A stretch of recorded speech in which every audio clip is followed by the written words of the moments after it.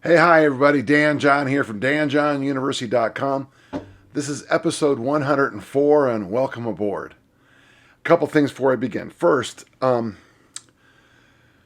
so I have this course, and I answer a lot of questions on easy strength, and I guess it should have a more macho name, like I've heard people refer to it as simple strength and some other stuff, and I had someone criticize it as it's a lazy way to train, which I thought was fascinating because what a nice thing to do. You know, how much money would I make if I had a book that said The Lazy Way to Fat Loss? You know, that'd be a moneymaker.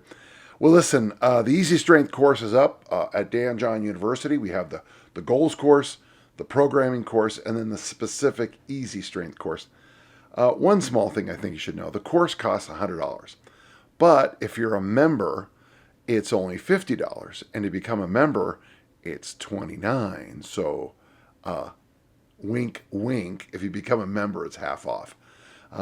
Maybe not the best business decision in my life, but there you go. I hope you enjoy. Hey, one other thing about the site that I want to make sure you know. People have been asking me, why isn't it an app? And I keep thinking, well, it is an app. But, and I'll read this to you. It's one you download directly from your web rather than an app store. You simply go to whatever the menu for your browser is while you're on the site and click Add to Home Screen. Now, I was told that this works on smartphones, and I thought, smartphones? Isn't that kind of a negative word? Okay, that was a joke. Okay, sorry. iPhones and Androids will have a little menu thing. It'll say Add to Home Screen, and it works exactly like an app from the App Store. The nice thing is you don't have to have, like, every time I try to put an app in my phone, it's just such a pain because I'm not going to mention the fruit product that I have as a phone, but it always says that it doesn't know who I am, so I have to change my password, and then my computer tells me that I had to change my password, and since I've changed the password, they wait. You know, it's the usual insanity of that certain company that is a fruit. So we do have it as an app. So just open it up in the browser that you have on the phone, and then just say and just go to your menu, and it's just plug and play after that. So it's there. We could make an app for it, but it'd be a lot more work, and it would have to be after a few weeks of free. They'd make us charge for it, and then it would kill your phone because the fruit store makes you update it almost by the hour, it seems. Gosh, I hope that helps. And finally, before I start, I do apologize about my voice. We've had a lot of forest fires here. And then yesterday, I gave a very, very long presentation in a very hot place. So I'm doing my best here. Our first question comes from James. James tells us, as much as I enjoy the easy strength Maffetone realm, I can't help but think there's still a place for low dose, high intensity, bury the needle workouts that really hit the system. And I agree, James, more than you'll ever know. But the mistake people make, James, and this mistake people make, and it's cyclical. It's like I love the books by Gallagher that came out, Run Gently, Run Long. He was absolutely right. People were just going to the wall too much. But then they went to the extreme the other way on junk conditioning, where you put in every hour you're awake, you moseyed and just kept accumulating mileage. It's always going to be somewhere in the middle. In my world, people got so far down the high intensity wormhole that we needed to step back and say, listen, let's go back to the traditional method, which easy strength is. Easy strength is simply the 100-year-old plus year-old tradition of strongman training. So, James, I agree with you 100%. The devil's in the details. I think 2 months of easy strength followed by a very structured, hardcore program works quite well. Would there be value in even a once or twice a month sufferfest when most of my training is focused on easy strength and Maffetone? So in other words, instead of just doing a 2 month cycle, circle the calendar and go for it, Yeah, I think there'd be some value in that. The idea of easy strength is to free up. The idea of easy strength is to free up athletes so that they can work harder on the field of play. And if you're doing easy strength and you're a 400-meter runner, well, it's built in. Your suck fest happens every time you're on the track. So, yeah, James, you're right. I don't see a problem with once a month, though I would be sure you keep a good journal, chart it, and just see if you end up getting sick, and every time you do it, you end up being sick for 2 or 3 days. Well, maybe there's something you need to talk about. But I don't see an issue with it. I like the idea. Thank you. We have a question from Tim. I have an 18-year-old son who just graduated from high school last spring. Sadly, when he was 4 years old, he suffered a tragic accident, ultimately resulting in him losing his left arm. His left arm is only about a 3-inch stump. He is an excellent athlete, however, and has already been offered partial college scholarships for both track as a distance runner. That's a great story right there. And soccer. He's interested in taking up weightlifting, having never done anything of the sort before. I'd like to help him, but obviously most lifts I'm aware of require the use of both hands and arms. Any recommendations here? Well, the one thing I would say is, boy, can we get him to do front squats? Because it just rests on the front deltoids or the top of the collarbone. I with a broken wrist years ago, made some of the best progress in my life front squatting with my left hand straight ahead. So I can see front squats, I could see back squats, I could see good mornings for your hinge. I like the idea of working the right arm as best as possible. Certainly doing one arm pull downs, one arm rows, one arm bench press, one arm press. Yeah, there'll be some symmetry issues, but I think what will happen is, the body is one piece. The body will figure that out. Certainly we could do calf raises too, leg extension, leg curls if you have appropriate machines for that. Yeah, I don't know how much the adductor and abductor exercises are, but you could do those too. Where there's a will, there's a way. And it seems like, Tim, your son has a bit of the will, and I would trade that for a lot of other things. If you have the heart and will, that's a lot more important to be a collegiate athlete than looking good on the beach. Some of my old high school athletes, they just wanted to look good on the beach, and that's great. Looking good on the beach is fine, unless we're all suited up and running into each other at top speed.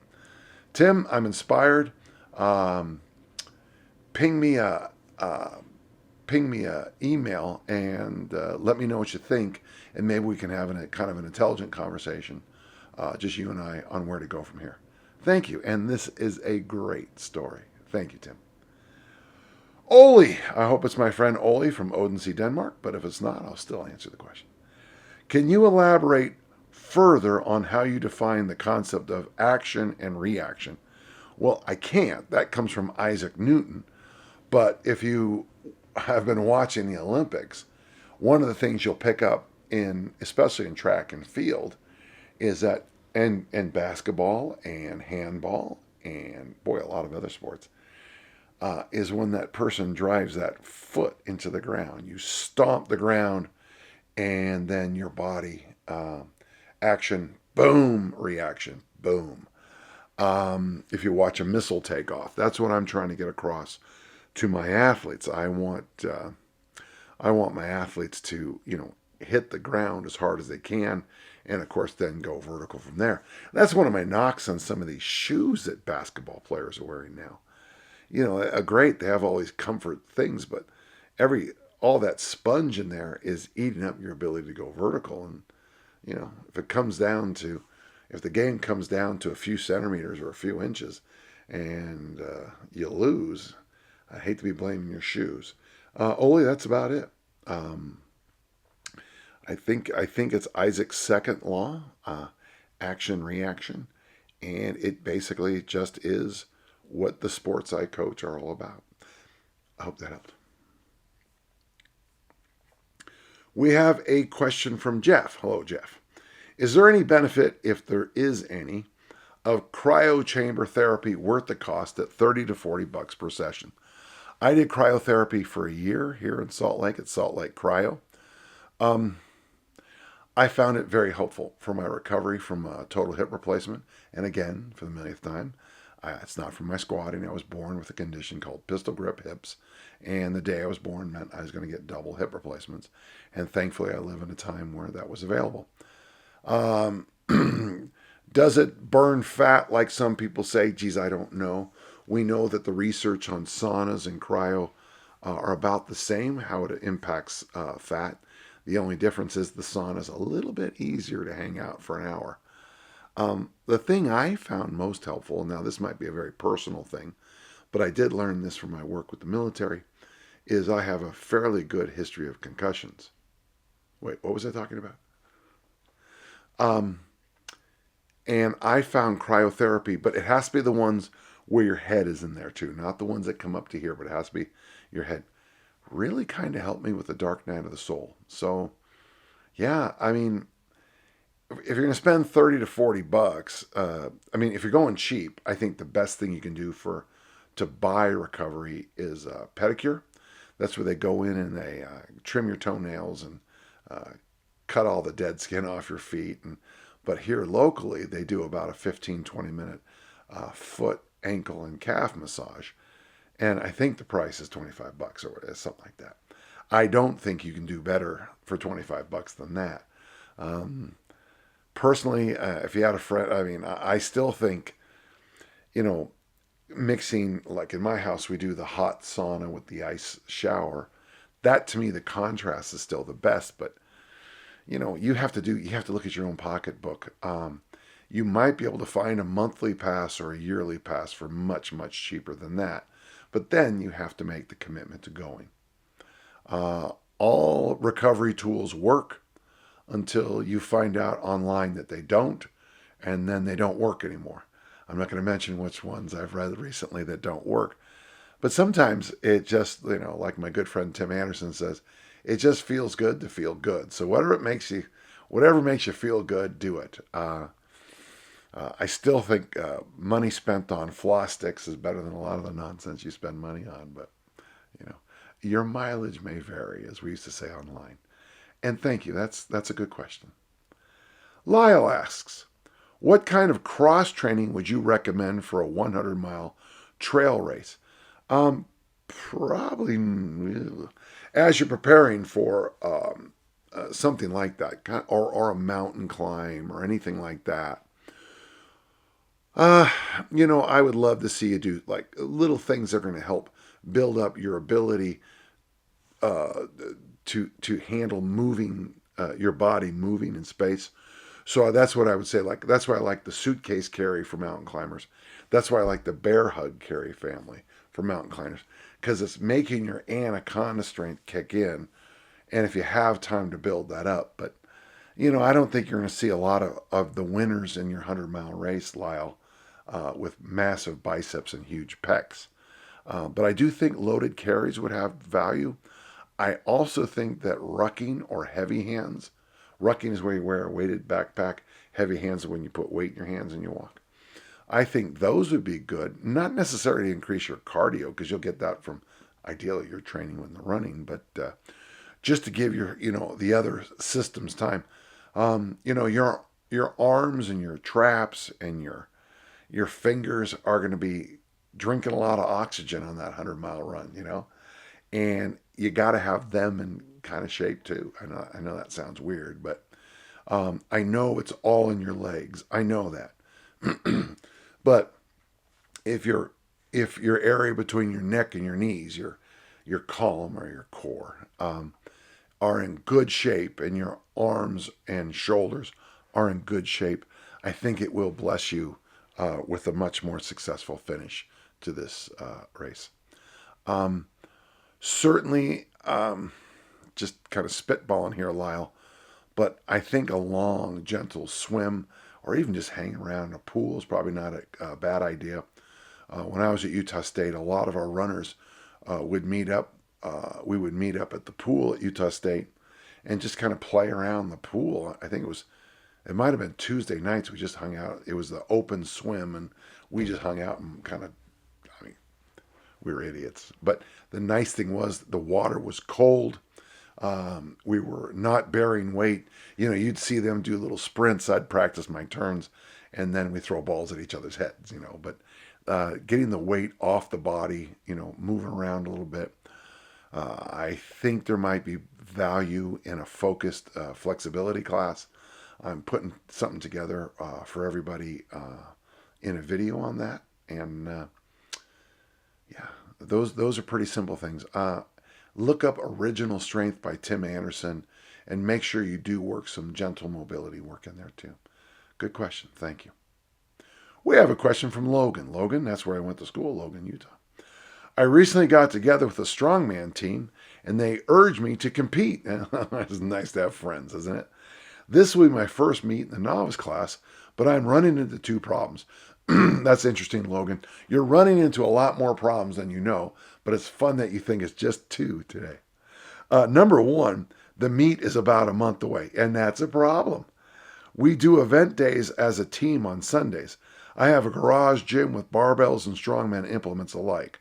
What should my training look like for a novice strongman with little more than 4 weeks of prep? Yeah, the number one thing I would do is don't try to get, I wouldn't start Olympic lifting or powerlifting. I would get to the implements as many days as a week I can and do sub-maximal practice on it. So we'll just throw out some numbers. Let's say you have a 200-pound Atlas stone you're supposed to pick up. Well, practice your technique with a 60 and 80 and maybe occasionally 100. If you have to do a log press with blank amount of weight, practice with 50 to 70% of that number. Practice. You cannot probably get enough reps. And don't worry about the fact that the weights are light. The body will figure it out. We've had some very interesting discussions this way about training for the Olympic lifts with a much older idea. And we used to call it Hungarian training. I'm not sure why we called it that, where you would have every other week, you wouldn't go over 60% of your best. And then, so like, I'm just spitballing here, but week 1, 70%, week 2, 60, week 3, 80, week 4, 60, week 5, 85%, week 6, 60. And then the next week, do a practice total and just see what happens. It's weird because when you gently nudge the body in the right direction, good things happen. You need practice on that. You need practice of the techniques. Let's pick up. Second issue, how do you deal with performance anxiety in competition? Yeah, I haven't played sports since my middle school years, but I have done some United States powerlifting meets as an adult. This seems more nerve-wracking. And it's going to be nerve-wracking, Logan, because you've never done it before. I have a whole book on this called Now What? But one of the things I think you need to do is I think you need to practice the situations. So that's why I think doing the implement training would be so good for you. If you have a timed event, I'm just spitballing here, but you have to get 5 Atlas stones up on the thing in a minute. Take 5 submaximal and you have to do it in 30 seconds, 20 seconds. Stress yourself somehow in the training that mimics what's going to happen out there on the field of play. And what you want to do is think about, where was my tension level? One of the things I think about a lot, for example, in Olympic lifting, the snatch is a very low tension and very low arousal. You need some, but it's more like the discus throw. In the clean and jerk, very high tension, very high arousal, much more like the shot put. Not nearly like the deadlift, but yeah, you need more. So I actually practice raising my tension arousal level as I get closer to a meet for the clean and jerk. And I actively practice, shaking out my tension. And one of the ways I deal with, my tension level in meets is with the snatch. Very often, my first attempt is my last warm-up. So I take my last warm up in front of the 3 judges on the platform, and then I jump, and then I on my third attempt I take what I need to either win or break a record or just feel good about myself that day. That's how I deal with my tension level, and I think there's some wisdom to it. I'd like you to get the book Now What. The author's name is Dan John, and he's a genius. I hope that helps. Read the book, apply some of the ideas. I think the idea of appropriate practice is going to be very helpful for you, Logan. And by the way, I also have a YouTube video on Now What, and it might help you too. Thank you. Will, we have a question from Will. A couple of my personal training clients seem to struggle with maintaining a neutral pelvis during loaded lower body movements, usually spilling into an anterior tilt. Okay. Even if they seem otherwise competent at bracing, and the typical cues don't seem to be landing. I recently stumbled upon your video detailing the goat bag swing, and I'm considering its application as proprioceptive teaching tool for the exact issue. Is this the best corrective? So when you're doing the goat bag swing, you take the load and you stick it on your stomach so that the client, the athlete, can feel that ab pressure, which makes you light up. I also have a drill called the magic drill, where we put the glute loop around the knees, and they have to push their knees out to do Bulgarian goat bags. And you're right, it is just having the person feel what we're trying to say. I think there's real value for many people. Oh, here's my dog. In marching in place in the suitcase carry, and then play around with speed. So you can go boom, boom, boom, boom, boom, and then slow it down and stop. If you Google my name and vertical bird dog, I have a lot more on that. But what's nice about that is marching in place. When you march in place, by the way, you have to bring that. Every rep brings that the pelvic bowl underneath you. I don't know how well I'm saying that, but you know it. You're standing tall, and every step the bowl comes underneath. We're working on an exercise. A friend of mine has called it lead foot. It's when you stand in a box and then you pick up a kettlebell with your foot, a light kettlebell with your foot. Okay, so here's my foot, and here's the handle of the kettlebell. The horns are here, and the bell's underneath. Light kettlebell, and then you do standing knee lift, and that might help some of your. Because to do that, you have to flex. Of course, you have to flex the anterior tibias or something like that. And then you have to make sure the psoas is wide awake. And as you pull it up, everything's going to rotate underneath it under load. So, yeah. So adding the glute loop in anything. I mean, add the glute loop to goblet squats. Add the glute loop to Bulgarian goat bag swings. Suitcase carry, march in place. And then try the lead foot drill. Those are all pretty good ideas. Thanks for asking. We have a question from Andrew. He says, how can I best incorporate pull-up hangs into my workout program? Just do them, man. Specifically, I want to know if hanging is something that I could possibly overwork. Oh, and if you think hanging can replace a pull-up training session, yes, I do. And if you buy my book Attempts, or if you go to Dan John University, you can find the post-deployment program that I use with the military, where, yeah, we hang for an entire month straight arm, an entire month flexed arm, and then month 3 we come back to doing pull-ups. Can it replace a pull-up training set? Yes. Should be done in addition to my current training. So I do the hang as part of my warm-up. Andrew, I don't know how you missed this, but I have a bunch of videos on hanging. One of them is I can't remember, my 3 minutes to success or something like that. It's where I go over my to-do list every day.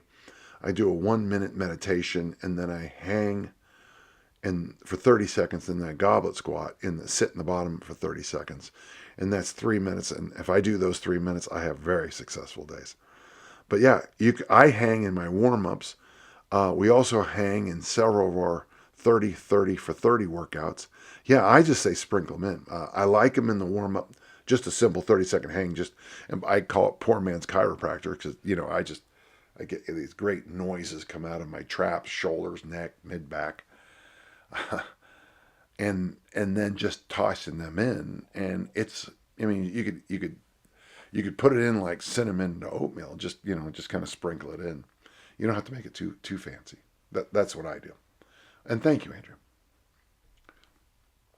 We have a question from Joshua. I stumbled upon an older program in a PDF on your old website, danjohn.net. And it was called the Lifetime Warrior Workout Program. Yeah, it's about a decade old, yeah. I wonder what you think of it now, looking back over 10 years since you wrote it, and how you would approach doing it daily. I still think it's got great value. It was designed for hotels during the period. Hotels now have a lot more equipment generally. No, it kind of depends, doesn't it? Basically, I like the idea when you're on the road of doing I'll make it as simple as I can. One, you should walk as much as you can, drink as much water as you can. Okay, there you go. And I like the idea if the hotel has a dumbbell set. On the first day you get there, you do left-handed one arm press, one arm bench press, one arm row, some goblet squats, and whatever else you know what to do. 2 days later, the next day, you do the right side, and in that way, you know exactly what to do. And that's basically the Lifetime. No, I think it stands up. I've had a lot of good feedback from it, and again, it was a workshop handout, so it's not exactly a do this. It's more of a, hey, this is what you can do. And the most important, like for example, when I travel, and I think I've mentioned this before, Joshua, I always bring my glute loop with me, my Brett Contreras glute loop. And reminder, I don't get any money for saying that. So Brett, be nice to me. And I do clamshells and hip thrusts, and I do a lot of original strength on road trips. I try to walk more on road trips. Traditionally, I did a lot more pull-ups on road trips, but yeah, you do what you can do. And that's, folks, doing what you can do sometimes when you're on the road working is pretty darn good too. Josh, I hope that helps. Yeah, so I still think it's good. I don't think it's gotten bad over the decade, but it's still fine. Very few of my programs have ever said, oh my God, don't do that. Usually they're just fine for the time and place, what was going on in my life or my athlete's life at that time. I've had people say, well, this is what you did back in 1996 with your discus throwers. And I'll be like, yeah, because we were only allowed to be in the weight room for 15 minutes or 30 minutes. Well, yeah, we weren't allowed to do this. The school was really funny about this. And the next school I go to has, what was it? 113 kettlebells, about 30 to 40 Olympic bars. Yeah, we changed programs because we had more time and space. Neither was bad. In fact, to be honest with you, sometimes I think only having a half an hour to lift is better than an hour and a half. So your mileage may vary. Thank you. We have a question from Curtis. My goblet squat technique isn't great due to ankle mobility. When I work on mobility, should I be attempting to squat as well, albeit with not great technique, leaning forward rather than sinking a deep squat? Or shall I work solely on mobility for squat until technique is good? Okay, let's just start there. There's a good chance, Curtis, you're not born to squat, so you got to do what you got to do. I was working with a group as I'm speaking yesterday, and we had one young lady who was sort of short in stature, but with extremely long femurs, and she had the worst bottom position I've seen in a long time. It's weird to say this because generally, this sounds horrible, and I'm sure I'll get, short people tend to squat better than tall people. Watching my grandchildren squat when they were little, it was just like, yeah, do that, I like just sitting for my mobility work at the bottom. But if you don't got it, you don't got it, and don't worry too much about it. Your next question is a tough one. Now, you mentioned using raised heel platforms. See, now, I'm okay with it, but with the idea of this. You have bad ankle mobility. So by doing squats with bad ankle mobility, I just have a side thing that comes up. I worry that your lower back is going to have issues. Strangely, the ankle bone's connected to the knee bone.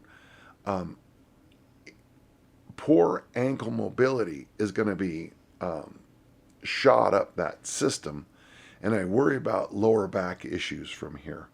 Um, so yeah, I'm fine with you putting. I use heels when I Olympic lift, but I just kind of keep in the back of your mind, if your back starts barking now or 20 years from now, just kind of remember ankle mobility and just do your best to constantly keep trying to get it to move a little better. Second question: if I shouldn't be goblet squatting just yet, are there any other replacement alternative?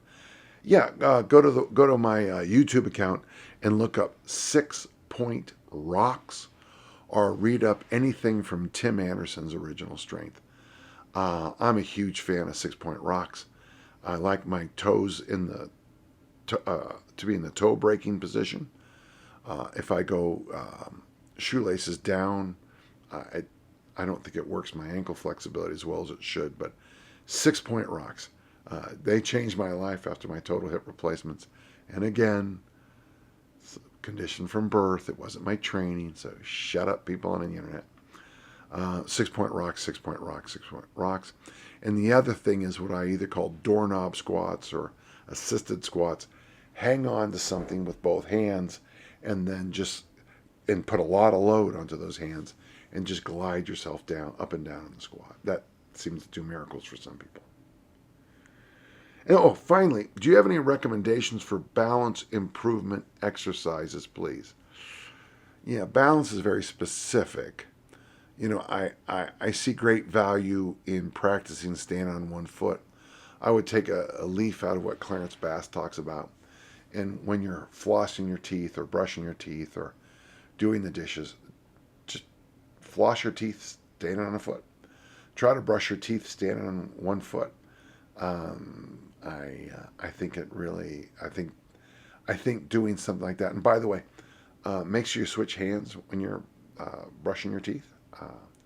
Brushing your teeth with your left hand and then stand on one foot. You will see how your brain wires. It's kind of so you might be able to stand on your left foot, say, with no issues at all brushing your teeth normally.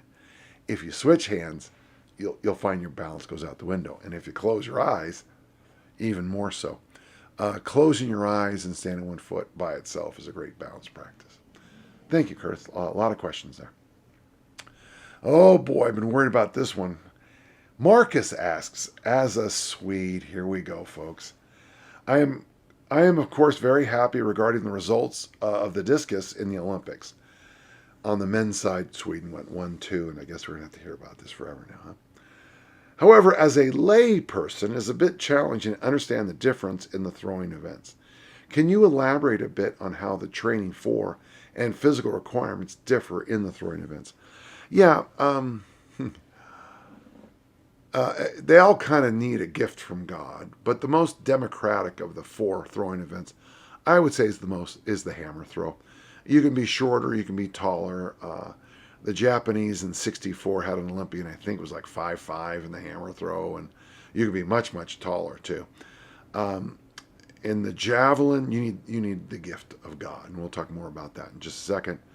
Shot putters are big units. Shot putters are big, scary people. I think it's best to be, and discus throwers now, I think you got to be about 2 meters to be an elite discus thrower, elite shot putter. I know people are going to come up with, but it's real hard. You're giving away just so much size. Training for the 4 events, it's interesting because I think the best training you can do for the hammer is throw, especially with this modern technique. But you need to be strong. I mean, if you read or talk to the best hammer throwers in history, and I've had many breakfast, lunches, and dinners with the world record holder Yuri Sadiq, and it's always tough to pin him down because he's a Soviet, and that's sometimes they don't, they tend to withhold some things. But just having a general good level of strength in the hammer throw with the modern technique, and very specific strength from various weighted throws and drills. You, you don't need the 400 kilo deadlift that you needed maybe I don't know, 50, 60 years ago. In the javelin, it'd be interesting if you picked randomly 1,000 boys and had the 1,000 boys throw the javelin and do gymnastics, 1,000 boys do the javelin and do parkour, 1,000 boys do the javelin and the Olympic lifts, 1,000 boys do the power lifts. It would be interesting to see, and we'll give them 10 years, fully funded. I don't know which one's going to be right. The javelin seems to bless outliers. So you got to be careful on what you would learn from that, because probably every group would have these just freaks in nature throwing really, really far. I'm not sure which one of those groups would end up with the best javelin throwers, but you might find that, and I'm just spitballing here, but the parkour guys, and it breaks my heart as an Olympic lifter to say this, might be the best javelin throwers.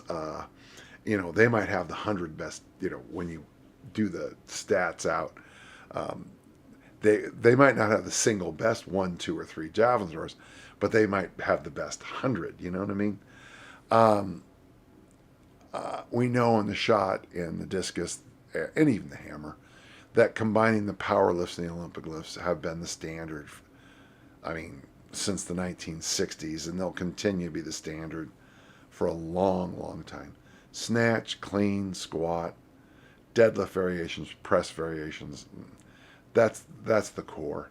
Specific exercises help, but frankly, those of us who do this stuff, we know that they help, but it's not going to be night and day with those.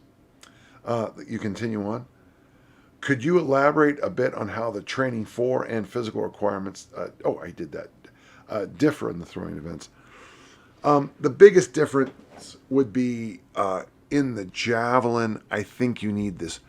It doesn't translate very well into English, but I know there's a Swiss word. I know there's a Swedish word and a German word for this, but it's I think it translates into English as general many-sidedness.